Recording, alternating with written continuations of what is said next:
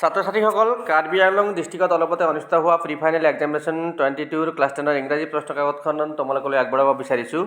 ইয়াৰ প্ৰথম প্ৰশ্নটোত এমিয়েবলৰ শব্দ অৰ্থ লিখিবলৈ দিছে। এমিয়েবল বুলি ক'লে শান্ত, শিষ্ট, নম্ৰ, ভদ্ৰ বা বন্ধুসুলভ এনেকুৱা অৰ্থ বুজায়। গতিকে 2 নম্বৰ অপশ্যন যিটো দিয়া আছে ফ্ৰেণ্ডলি এণ্ড প্লিজেণ্ট, ইয়াৰ উত্তৰটো হ'ব। তাৰপিছত ট্ৰু আৰু ফল্ছ উলিয়াবলৈ দিছে। 2টা প্ৰশ্নত এবাৰ কৈছে টি অৰ্থাৎ চাহ ইউৰোপলৈ 1600 শতিকাত আহিছিল আৰু তাত পানীয় হিচাপে নহয় মেডিচিন হিচাপে বেছিকৈ খোৱা হৈছিল বুলি কৈছে। এইটো শুদ্ধ হ'ব 1 নম্বৰটো। আকৌ 2 নম্বৰটো একে বাক্য দিয়া আছে, কিন্তু তাত 18th চেঞ্চুৰীত বা 1800 শতিকাত আহিছিল বুলি কোৱা হৈছে। গতিকে এইটো ভুল হ'ব। গতিকে 1 নম্বৰটো ট্ৰু, 2 নম্বৰটো ফল্ছ। আকৌ তাৰপিছত দিয়া আছে যে কমপ্লিট দ্য চেণ্টেন্স বুলি দিছে। ন' ওৱান ৰিয়েলি ন'জ হু ডিস্কভাৰ টি, বাট বুলি কোনেও আচলতে নাজানে যে চাহ কোনে আৱিষ্কাৰ কৰিছিল, কিন্তু দেয়াৰ আৰ মেনি লেজেণ্ডছ বুলি কৈছিলে। ৰাজবিৰে 2টা কাহিনী কৈছিল, কিন্তু আচলতে বহুতো কাহিনী আছিল চাহ উৎপত্তি সম্পৰ্কে বুলি কৈছিল। গতিকে 3 নম্বৰ অপশ্যনটো শুদ্ধ অপশ্যন হ'ব, দেয়াৰ আৰ মেনি লেজেণ্ডছ। তাৰপিছত যদি প্ৰ'জ ছেকশ্যনৰ কুৱেশ্যন এনচাৰলৈ যাওঁ, তেতিয়াহ'লে গোটেইখিনি প্ৰশ্নসমূহে কমন কুৱেশ্যন হয় বা কিতাপত থকা হয় বা আমাৰ ভিডিঅ'বোৰত ইতিমধ্যে দিয়া হৈছেই। গতিকে ইয়াত আলোচনা কৰিবলৈ বিশেষ একো নতুন প্ৰশ্ন নাই।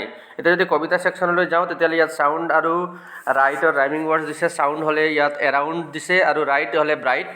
তাৰপিছত শব্দ অৰ্থ দিছে কুৱেট বুলি ক'লে শান্ত শিষ্ট অৰ্থাৎ শান্ত বা নিস্তব্ধ অৰ্থ বুজাব। গতিকে চাইলেণ্ট ইয়াৰ এনচাৰ হ'ব। আৰু এজ বুলি ক'লে বৰ্ডাৰ বা বাউণ্ডৰী বুজাব। গতিকে প্ৰথম অপশ্যনত বৰ্ডাৰ দিয়াই আছে, দাঁতি অৰ্থ বুজায় এইটোৱে। তাৰপিছত প্ৰশ্নবোৰলৈ যদি যাওঁ, তেতিয়াহ'লে 16 নং প্ৰশ্নত দিয়া আছে where does the tiger stock, how is his behaviour. গতিকে এইটো আমি অকণমান বেলেগ প্ৰশ্ন পাইছোঁ, বাকীখিনি আমাৰ ভিডিঅ'বোৰত আলোচনা কৰা আছে ওপৰৰ প্ৰশ্নসমূহ। গতিকে where does the tiger stalk হ'লে the tiger stalks inside the narrow' cage হ'ব। আৰু কেনেকুৱা আচৰণ কৰে সি, the tiger is very angry for his imprisonment but he is helpless and expresses his rage quietly. এনেকৈ এনচাৰ লিখিলে হ'ব।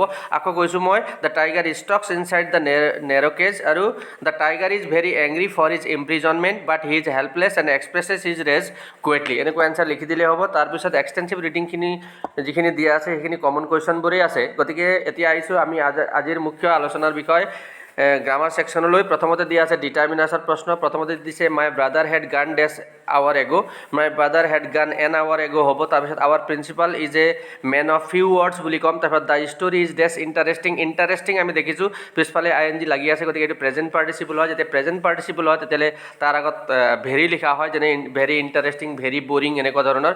তাৰপিছত নেক্সটত আই কেনট লেণ্ড ইউ ডেছ মানি। গতিকে ইয়াত নেগেটিভ বাক্য যিহেতু দিয়া আছে, গতিকে নেগেটিভ ইণ্টাৰগেটিভ হ'লে আমি সচৰাচৰ এনি লিখোঁ। গতিকে the I cannot lend you any money. তাৰপিছত প্ৰিপ'জিশ্যনত যদি যাওঁ, তেতিয়াহ'লে he always runs dash money, runs after হ'ব, টকাৰ পাছে পাছে দৌৰে। The cow lives dash grass, খাই জীয়াই থকা বুজালে লিভ অন হয়, the cow lives on grass. The train is bound dash Delhi, bound হ'লে ফৰ হয়, অভিমুখে অৰ্থ বুজায়। ট্ৰেইনখন দিল্লী অভিমুখে আছে, গতিকে বাউণ্ড ফৰ। আৰু তাৰপিছত happiness consist dash speaking the truth, সত্যবাদিতাত আনন্দ নিহিত থাকে। নিহিত থকা আৰু গঠিত হোৱা 2টা বেলেগ বেলেগ ধৰণৰ অৰ্থ হয়। যদি গঠিত হোৱা বুজায় তেতিয়াহ'লে সেইটো কনচিষ্ট অফ হ'ব, আৰু নিহিত থকা হ'লে কনচিষ্ট ইন লিখা হয়। গতিকে ইয়াত কনচিষ্ট ইন হ'ব। তাৰপিছত টেন্স কাৰেকশ্যন কৰিবলৈ দিছে। They live in Delhi for 10 years, for 10 years আছে, গতিকে প্ৰেজেণ্ট পাৰফেক্ট কণ্টিনিউৱাছত লিখিলে দে হেভ বিন লিভিং লিখিম। তাৰপিছত when he came it be all over হ'লে যেতিয়া তেওঁলোক আহিছিল সকলো শেষ হৈ গৈছিল, গতিকে when he came it was all over হ'ব। আৰু the bell rang after we finish the work. ইয়াত দেখিছোঁ আমি মাজত আফটাৰ আছে, আৰু আফটাৰ আগফালে যিটো বাক্য দিয়া আছে এইটো ৰিং ভাৰ্বৰ পাষ্ট ফৰ্ম ৰেং অৰ্থাৎ চিম্পল পাষ্ট টেন্স দিয়া আছে, গতিকে পিছৰটো পাষ্ট পাৰফেক্ট হ'ব। সেইকাৰণে the bell rang after we had finish the work. তাৰপিছত নেৰেশ্যনলৈ আহিছোঁ। প্ৰথম প্ৰশ্নত দিছে Mohan said I go' for a walk every morning. পিছফালে যিহেতু এভৰি মৰ্ণিং দিয়া আছে, গতিকে এইটো হেবিচুৱেল একশ্যন হয়, এইটো সদায় হোৱা কাম হয়। গতিকে ৰিপৰ্টিং ভাৰ্বটো ছেইড পাষ্টত থাকিলেও আমি গ' টু ৱেণ্ট কৰিব বা চিম্পল পাষ্ট টেন্সলৈ যাব নালাগে, এইটো চিম্পল প্ৰেজেণ্ট টেন্সতে ৰাখিম। মোহন ছেইড হ'লে মোহন ছেইড ডেট, মোহনে আই বুলি কৈছিল, গতিকে আমি ক'লে হি বুলি ক'ম। Mohan said that he goes for a walk every morning. তাৰপিছত she asked me if I had a car, এইটো ইনডাইৰেক্ট নেৰেশ্যনত দিয়া আছে, আৰু ইফ যিহেতু লগাইছে আৰু আস্ক ৰিপৰ্টিং ভাৰ্ব দিয়া আছে, গতিকে এইটো ইণ্টাৰগেটিভ চেণ্টেন্সৰ ইনডাইৰেক্ট নেৰেশ্যন হয়। ৰিপৰ্টিং ভাৰ্বটো পাষ্টত আছে, গতিকে ইয়াৰ এনচাৰ কৰিবলৈ যাওঁতে সি সেইড টু মি কমা ঊৰ্ধ কমা আৰম্ভ কৰিম আৰু have you a car question sign ঊৰ্ধ কমাটো শেষ কৰিম। তাৰপাছত ভইচ দিয়া হৈছে the students decorated the stage, decorated বুলি দিয়া হৈছে, এইটো চিম্পল পাষ্ট টেন্সৰ এক্টিভ ভইচৰ বাক্য হয়। আমি পেচিবলৈ যাওঁতে দ্য ষ্টেজ অবজেক্ট আছে, the stage was decorated by the students. আৰু 2 নম্বৰত the tiger was killed by the hunter, was আৰু কিল্ড যিহেতু দিয়া আছে গতিকে এইটো চিম্পল পাষ্ট টেন্সৰ পেচিভ ভইচৰ বাক্য হ'ব, গতিকে এনচাৰত আমি দ্য হাণ্টাৰ ছাবজেক্ট আনিম, the Hunter killed the tiger. তাৰপিছত চেণ্টেন্স কম্বাইনেশ্যন কৰিবলৈ দিয়া হৈছে the boy is not brave, the boy is not intelligent, দুইটা নহয় বুলি কৈছে, নহয় বুলি কোৱা দুইটা বস্তু হৈছে ব্ৰেভ আৰু ইণ্টেলিজেণ্ট, গতিকে the boy is neither brave nor intelligent. তাৰপিছত the man created the trouble, the man was arrested, ইয়াৰ এনচাৰটো হ'ব the man who created the trouble was arrested.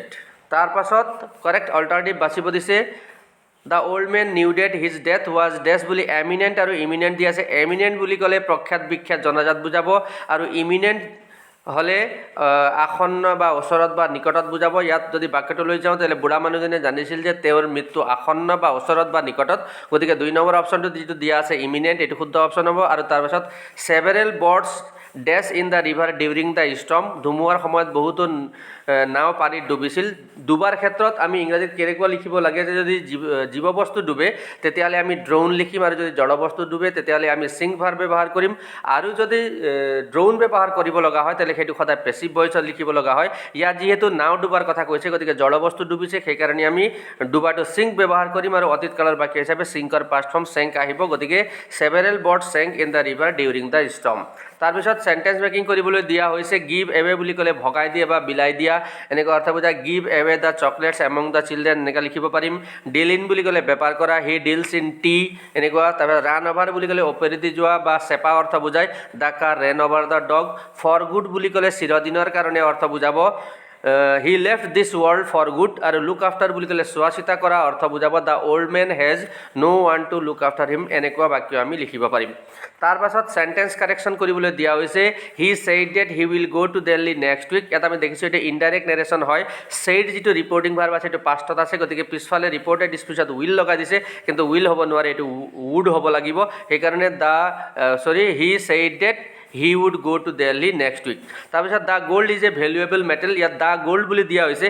যেতিয়া বস্তুবাচক বিশেষ্য কিবা এটা আমি নাম ক'ম তেতিয়াহ'লে যদি সামগ্ৰিকভাৱে গোটেইখিনি বস্তুক বুজাই বস্তুটোৰ নামটো কৈ, যেনে যদি চেনি মিঠা বুলি কওঁ তেতিয়াহ'লে সকলো চেনিকে বুজাইছে, গতিকে সেইটো ক্ষেত্ৰত আমি কেতিয়াও দি ব্যৱহাৰ নকৰোঁ। কিন্তু যদি বস্তুটো নিৰ্দিষ্টকৈ কোৱা হৈছে তেতিয়াহ'লে আমি দি লিখিব লগা হয়। ইয়াত সোণ মূল্যৱান ধাতু বুলি ক'লে সকলো সোণৰ কথা কোৱা হৈছে, সামগ্ৰিকভাৱে জেনেৰেলাইজ কৰি কথাটো কোৱা হৈছে, গতিকে গ'ল্ডৰ আগত আমি দি নিলিখিম। কিন্তু যদি আমি কওঁ এই আঙঠিটোৰ সোণ বুলি যদি কোৱা হ'লে তেতিয়াহ'লে আমি দি লগালোহেঁতেন, কিন্তু ইয়াত যিহেতু গ'ল্ড মাত্ৰ কৈছে গতিকে ইয়াত আগত দি নবহে।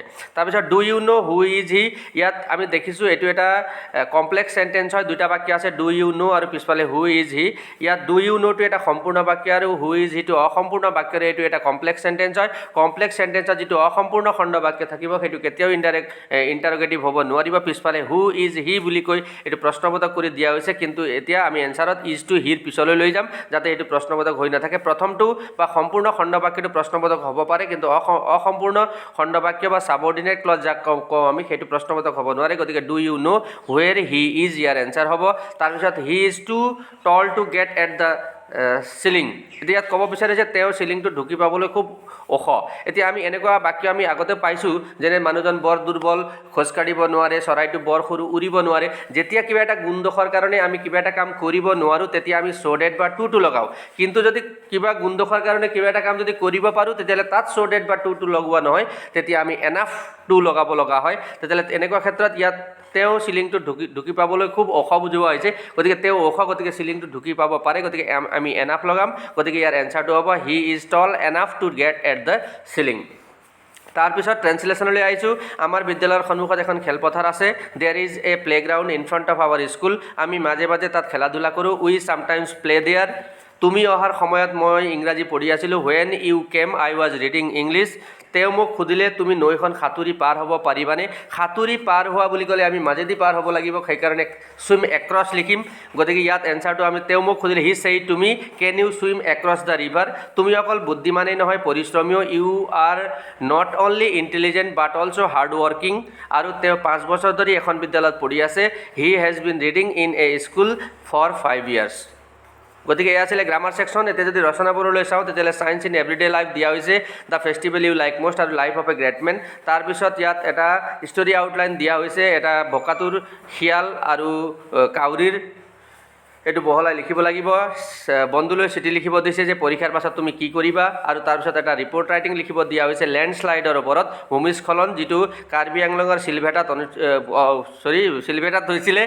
আৰু 36 নং ৰাষ্ট্ৰীয় ঘাইপথত এইটো হৈছিলে। ট্ৰেফিক জাম হৈ গৈছে, গাড়ী ঘোঁৰা চলিব পৰা নাই, বস্তুৰ দাম বাঢ়ি গৈছে, ৰাস্তা বন্ধ হৈ গৈছে আৰু এই অৱস্থাটো প্ৰায় এসপ্তাহলৈকে চলি থাকিব। এইটোৰ ওপৰত তুমি এটা ৰিপৰ্ট ৰাইটিং লিখিবলৈ তোমাক কোৱা হৈছে। তাৰপিছত চিন আৰু আনচিন পেছেজ আছে।